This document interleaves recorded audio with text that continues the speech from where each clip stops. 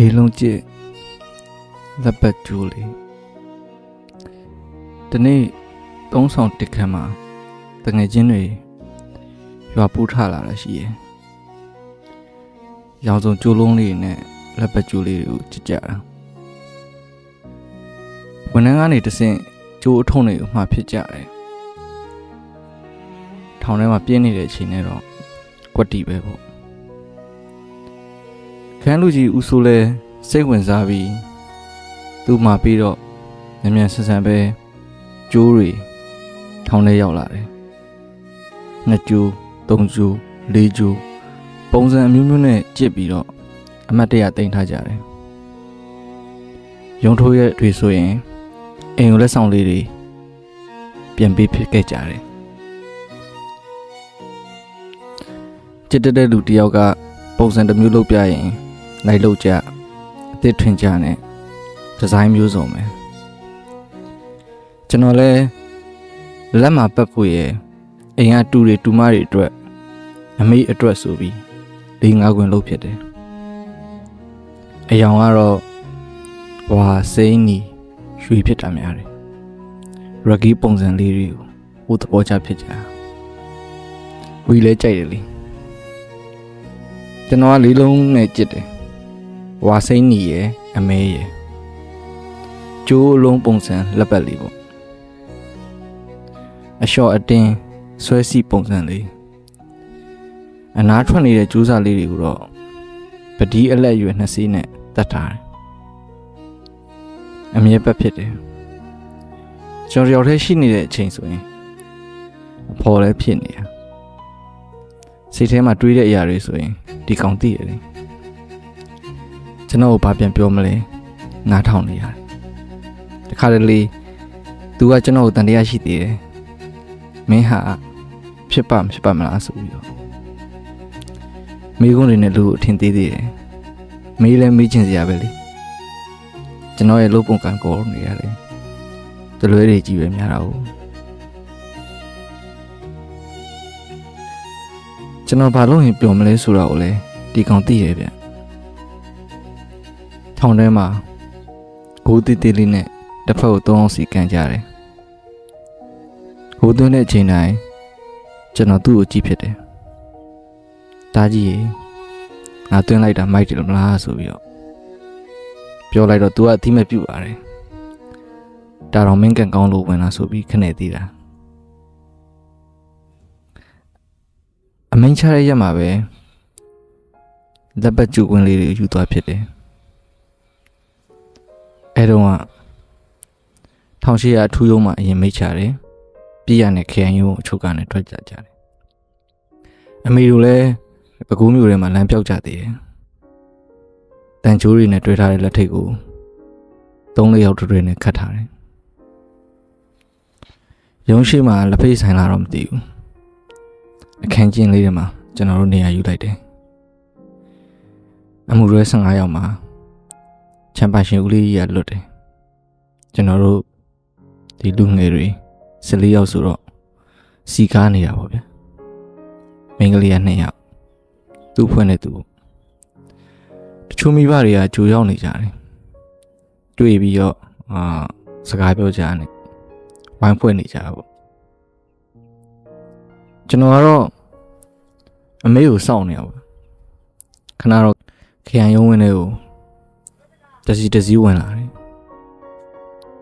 မောင်းတဲ့လူကလည်းတောင်တကောင်တငယ်ချင်းအမေကိုမြင်တော့အဲ့တစ်ခေါက်ကဝမ်းနေမိတယ်သူကလည်းလမ်းမလာဆိုတော့နောက်ကျနေမလားဆိုပြီးတော့စိတ်ပူပြီးလောနေတာခဏတော့စကားပြောဖြစ်ကြတယ်အမေကထူးရုံးမှာချပြီးတော့ခရိုင်ရုံးလေးကိုထွက်လာကြတာ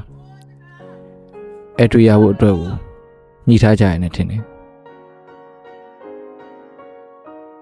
3 နှစ်ပဲဆိုတော့မကြဘူးသားတို့ပြန်ထွက်လာမယ်ဆိုတော့အတန်းနဲ့ပြောဖြစ်ကြတယ်သူတို့လည်းကိုရီကိုအားပေးကိုရီလည်းသူတို့ကိုအားပေးနေအိမ်ကအမေရယ်အမဝမ်းခွက်1 ယောက်ရယ်တငယ်ချင်း2 ယောက်ရယ် ပါလာတဲ့လက်ပတ်ကျူးလေးတွေကိုလက်ဆောင်ပေးဖြစ်ကြတယ်အမေကိုပြီးတော့နင်းဟာလှလည်းမလာဘူးတဲ့ယူသွားလိုက်ပါတယ်ဒီကြတဲ့မှုတွေဖြစ်ကြတဲ့ဝေကြီးနဲ့ရွေးရမင်္ဂလာလက်မှတ်ထိုးမယ်ဆိုပြီးထားလို့ကြသေးတယ်လက်ပတ်ကျူးလေးကြီးနေပဲထောင်ထဲပြန်ဝင်လာခဲ့ရတယ်ကျွန်တော်ကျူးလေးနဲ့တန်ရုံးစဉ်ဖြစ်နေခဲ့တယ်သူပြောလို့ရှားရတာလေအခါခါပဲလေအဆောင်ရချိုးကမှာကြံမိကြံခဲ့တာရှိတယ်ပကံသားစီးခဲ့လေမိကြံခဲ့နဲ့ကြံကောင်းအားချီလို့တာပေါ့ပြန်ရတာလူရဲ့စီကနေလူငိမ့်နဲ့ထောင်ထွက်တဲ့အချိန်မှာသူ့ကိုကြည့်ပြီးတော့တာကြီးငါတို့တော့လွတ်မြောက်ခဲ့ပြီပြောဖြစ်တယ်ရန်ကုန်မြို့တွင်းနေရာနဲ့ delivery လိုက်ပို့တော့ကလည်းဝေးဖြစ်တယ်အောင်ပန်းကလောအင်းလေးသွားတော့ရောမြိတ်ပုတ်ပြင်းကရတူရီခမောက်ကြီးလေးမိုင်အောင်ချမ်းသာကော့တောင်ရန်နောင်ဒီနေရာတွေသွားတော့ကလည်းသူနဲ့အတူတူပဲချဲရတဲ့သူမရဲ့လက်ကင်ထားတော့ကလည်းသူ့ကိုကြွားလိုက်သေးတယ်နောက်ဆုံးကျွန်တော်တို့တခေါက်ဖို့လို့ရောက်လာကြတယ်ဒီနေ့လေရင်နေလာဝဲလို့ကျောင်းသားတွေနဲ့တော်ရဲဝင်ပုံကြတယ်အားနေတော့သူတို့ကဆရာကြောင့်ပြောပြလို့ပြောပြလို့တောင်းဆိုတော့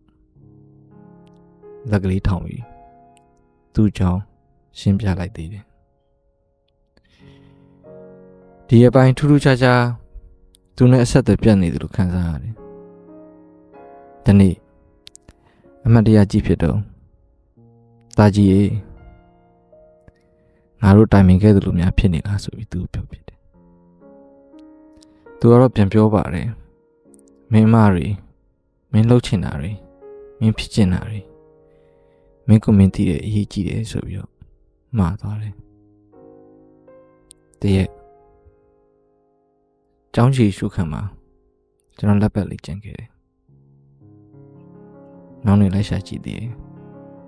မတွေ့တော့အခုထိမတွေ့သေးဘူး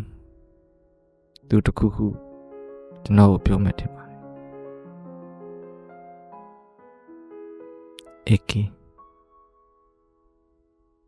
31.4အားလုံးကျေးဇူးတင်ပါတယ်